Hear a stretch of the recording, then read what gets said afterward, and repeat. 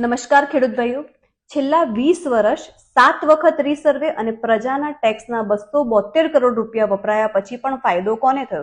જ્યાં જ્યાં રીસર્વે થયા છે ને ત્યાં ત્યાં મોટા ભાગના ખેડૂતો જમીન વધઘટ, જમીન અદલા બદલી જેવા ઘણા પ્રશ્નોથી હેરાન છે અને તે બાબતે સરકારી ઓફિસો અને સાહેબોની આજીજી કરીને થાકી ગયા છે, તૂટી ગયા છે, પરંતુ પરિણામ શૂન્ય.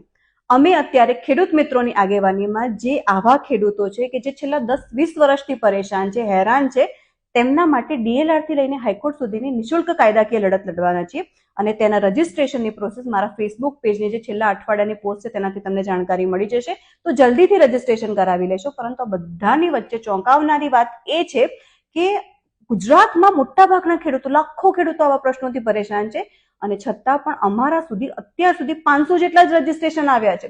તો જે ખેડૂતો બાકી છે તેવા ખેડૂત ભાઈઓ અને જેમને આ જાણકારી મળી જ નથી તેમને માહિતગાર કરજો આ બાબત વિશે. અંતે આ કોઈ આંદોલન નથી પરંતુ કાયદાકીય લડત છે જે આપણે ડીએલઆર થી લઈને હાઈકોર્ટ સુધી લડવાના છીએ, માત્ર ને માત્ર ખેડૂતોને તેમની સાચી જમીન મળી રહે ને તે માટે. તો ચલો અમદાવાદ 3 જાન્યુઆરીએ. જય ભારત, જય જય ગરવી ગુજરાત.